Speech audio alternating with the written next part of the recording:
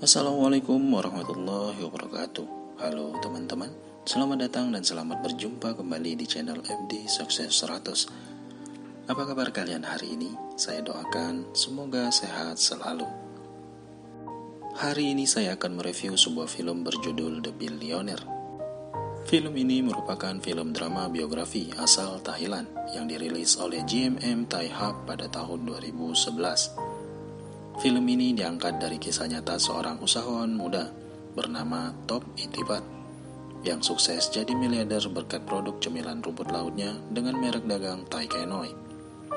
Pada dasarnya film ini menceritakan secara rinci bagaimana jalan terjal yang harus Top Itipat jalani sebelum akhirnya ia mampu menjual produknya pada usia 19 tahun melalui 6.000 cabang 7-Eleven di seluruh dunia. Kemudian pada saat usia 26 tahun, Top telah memiliki perkebunan rumput laut pribadi di Korea Selatan dengan total karyawan yang diperkerjakan sebanyak 2.500 karyawan dan secara keseluruhan penghasilan Top berkisar 1.500 juta baht atau sekitar 450 miliar rupiah per tahun. Penasaran bagaimanakah cerita inspirasinya? Langsung saja, mari kita mulai.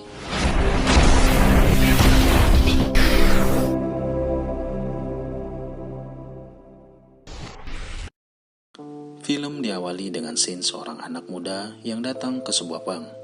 Pemuda ini menyampaikan kepada pegawai bank bahwa ia ingin mengajukan pinjaman sebesar 10 juta baht atau kalau dirupiahkan sekitar 3 miliar rupiah.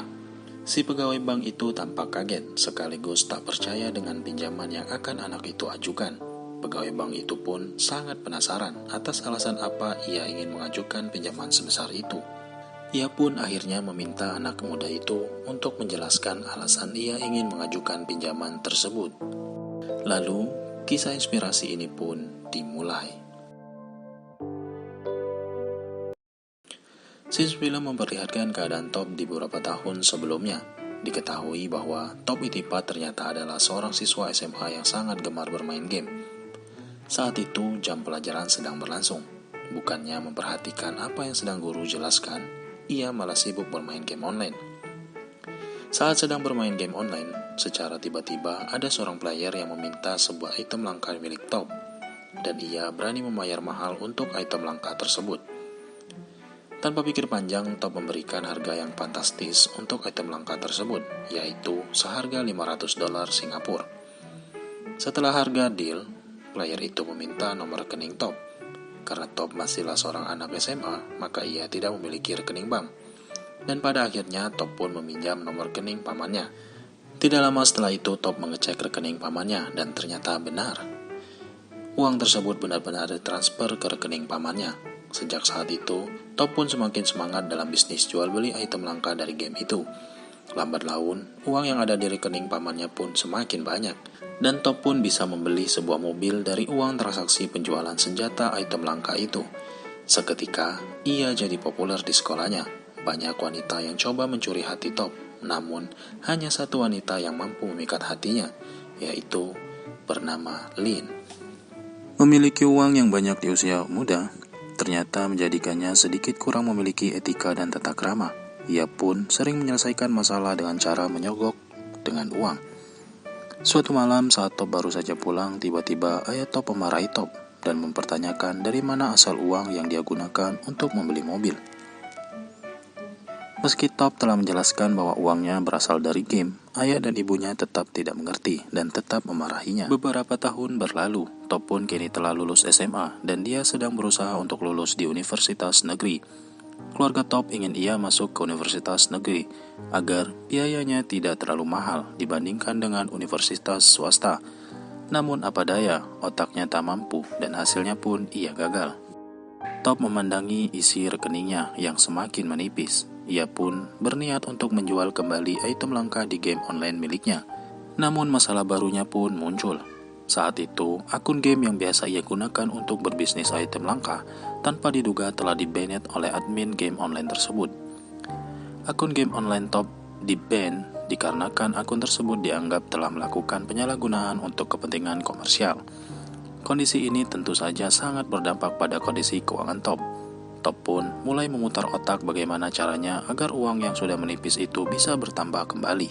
Lantas ia pun mencoba peruntungan berbisnis baru dengan cara membeli DVD bajakan yang harganya murah untuk dijual kembali. Namun sayangnya dengan pengalaman dan perhitungan yang kurang matang, ia pun tertipu oleh DVD bajakan yang nyatanya ia beli dalam kondisi rusak dan tidak ada garansi. Alhasil, Top pun mengalami kerugian besar. Saat dalam kondisi terpuruk itu, ayah Top menawarkan untuk kuliah di universitas swasta dengan biaya yang akan ditanggung oleh ayahnya. Namun Top dengan sifat angkuh dan keras kepalanya, ia mengatakan bahwa ia tidak memerlukan bantuan ayahnya dan ia akan kuliah dengan uangnya sendiri.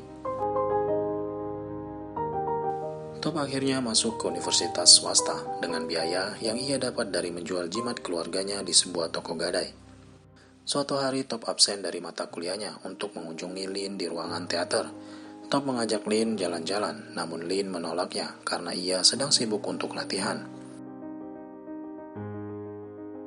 Top pun lalu pergi sendirian. Dan di tengah perjalanan, ia melihat sebuah pelang bertulis Food Expo.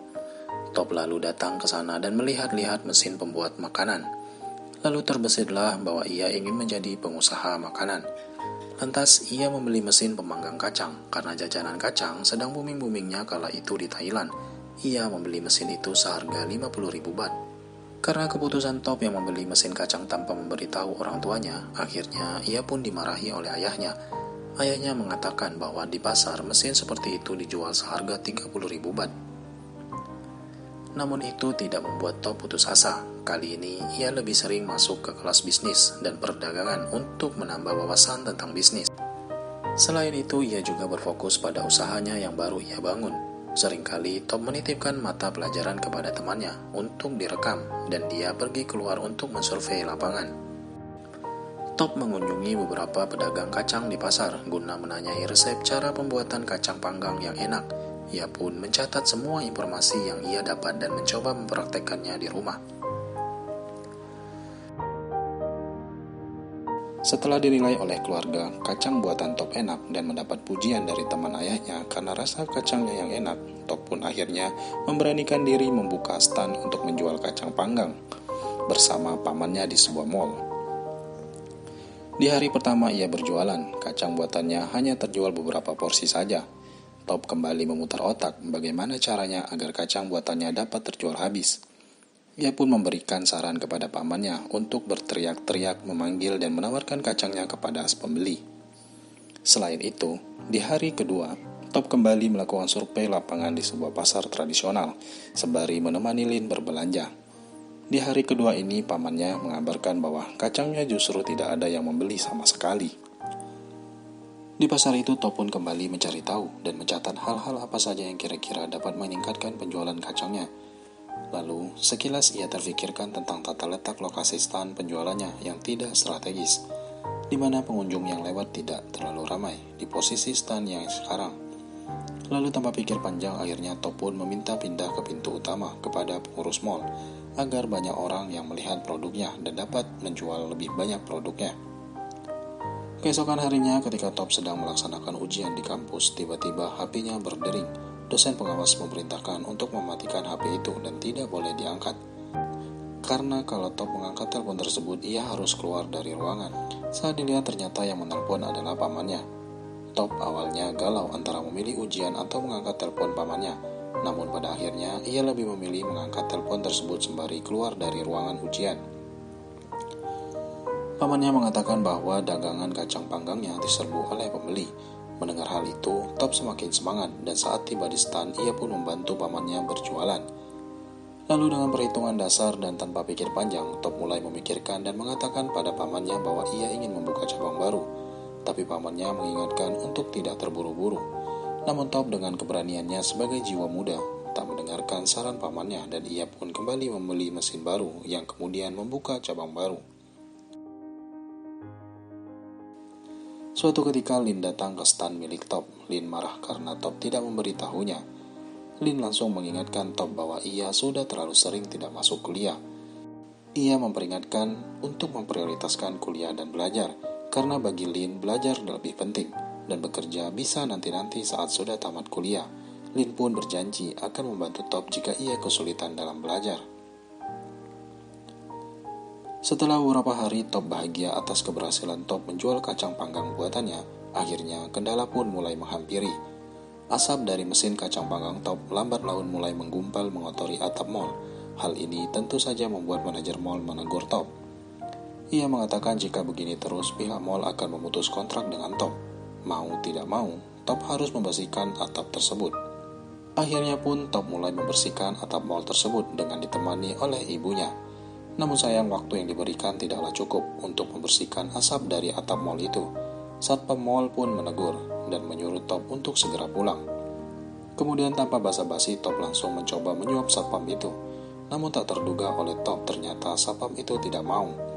Ia langsung menegur ibunya Top agar ia mengajarkan tentang tanggung jawab serta kejujuran kepada anaknya, dan Top pun disuruh pulang dan tidak boleh berjualan di tempat itu lagi.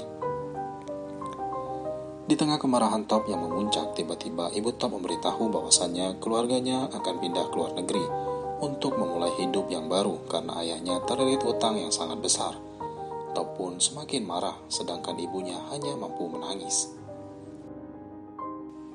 Keesokan harinya saat semua keluarga Top akan pindah ke luar negeri, secara mengejutkan Top mengatakan bahwa ia tidak ingin ikut keluarganya ke luar negeri dan ia memilih tinggal di sana dengan pamannya.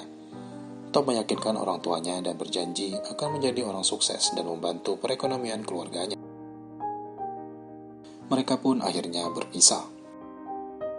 Saat Top pergi keluar dengan aura stres yang sangat tersirat jelas di wajahnya, tiba-tiba ia bertemu dengan Lin yang secara brutal mendorong Top hingga terjatuh. Lin marah dikarenakan beberapa hari ini Lin tidak mendapat kabar dari Top. Top yang sangat under pressure serta stres hanya bisa meminta maaf pada Lin dan mereka pun berbaikan kembali. Di tengah perjalanan, Lin memberi cemilan rumput laut sembari terus-menerus membujuk Top untuk terus berkuliah. Sambil menyetir dengan santai, Top pun memakan cemilan rumput laut itu. Dan setelah ia mencobanya, ternyata rasanya benar-benar enak, hingga tak terasa cemilan itu habis dimakan oleh Top. Disinilah awal munculnya ide Top untuk membuat usaha cemilan rumput laut.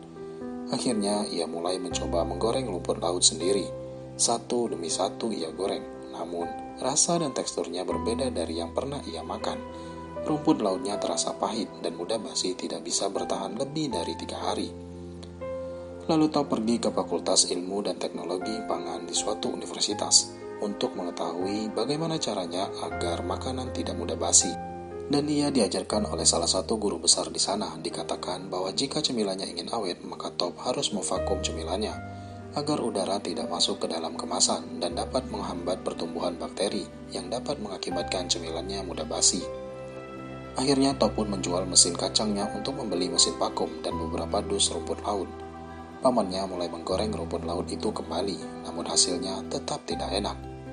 Top belum mendapatkan solusi atas rumput lautnya yang masih terasa pahit. Berkali-kali mencoba tetap gagal, sampai menghabiskan beberapa dus stok rumput lautnya. Namun Top masih belum mau menyerah. Top pun menjual semua komputer miliknya untuk membeli rumput laut tambahan. Top dan pamannya terus-menerus melakukan eksperimen mencoba hingga mendapatkan rasa yang terenak. Hingga pada suatu malam saat sedang hujan deras, Top yang baru pulang dari membeli stok rumput laut mendapati pamannya jatuh pingsan dengan kepala terbentur lantai dan berdarah. Musibah ini tentu saja menambah beban kesulitan yang dihadapi oleh Top. Namun Top tetap optimis bahwa badai pasti berlalu. Tanpa diduga oleh Top, ternyata kejadian itu memberikan hikmah bagi usaha Top. Top yang kembali mencoba menggoreng rumput laut tiba-tiba kehabisan stok rumput lautnya. Lalu, tanpa sengaja ia menemukan sisa rumput laut yang terjatuh ke lantai yang sudah diguyur hujan semalam. Kemudian dia menggorengnya. Saat ditester oleh Top, Top sangat terkejut. Ternyata rumput laut yang digoreng terakhir ini terasa lebih enak dan tidak pahit. Top pun akhirnya mengetahui ternyata rahasianya ada pada proses pengembunan. Setelah beberapa waktu, Top dan pamannya mulai menjual rumput laut produksinya di sebuah mall dan luar biasanya produknya laku keras bahkan terjual habis. Top sangat gembira, ia yakin dengan usaha cemilan rumput lautnya ini ia bisa mengumpulkan uang 1 juta baht per tahun. Tiba-tiba HP Top berdering, dan ternyata itu adalah telepon dari ibu Top. Di telepon itu ibunya mengucapkan selamat ulang tahun kepada Top. Ternyata hari itu merupakan hari ulang tahun Top. Di tengah obrolan mereka, tiba-tiba Top bertanya tentang berapa total hutang orang tuanya. Ayah Top pun menjawab bahwa hutang mereka adalah sebesar 40 juta baht atau senilai 12 miliar rupiah. Mendengar kenyataan itu tentu saja membuat Top semakin pesimis. Apakah ia bisa membantu melunasi hutang orang tuanya dengan perhitungan target Top 1 juta per tahun? Maka butuh waktu 40 tahun untuk melunasi hutang orang tuanya itu. Lantas terlintas di benak Top untuk menyerah dan menyusul orang tuanya ke luar negeri. Ditambah lagi konflik Top dengan Lin membuat Top semakin stres. Sampai pada suatu malam ia pergi ke toko swalayan 7-Eleven. Ia membeli sebuah baterai untuk mendengarkan rekaman materi tentang bisnis yang temannya rekam saat dia kuliah dulu. Saat mendengarkan rekaman itu, ia terfikirkan untuk mendistribusikan produknya ke seluruh dunia melalui 7-Eleven. Lalu ia menelpon kantor pusat 7-Eleven untuk bertemu Ibu Fu. Keesokan harinya setelah menunggu berjam-jam, barulah ia dapat menemui Ibu Fu. Kemudian Ibu Fu memberikan penilaian terhadap produk Top. Dilihat dari kemasan yang sangat besar dan harga yang lumayan mahal, produk rumput laut Top dinilai belum memenuhi standar untuk didistribusikan melalui 7-Eleven.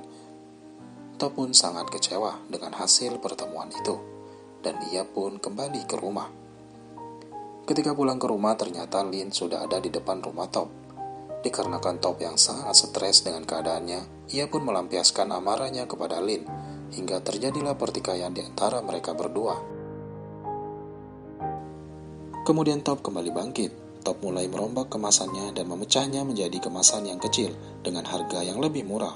Lalu ia kembali mencoba menemui Ibu Fu.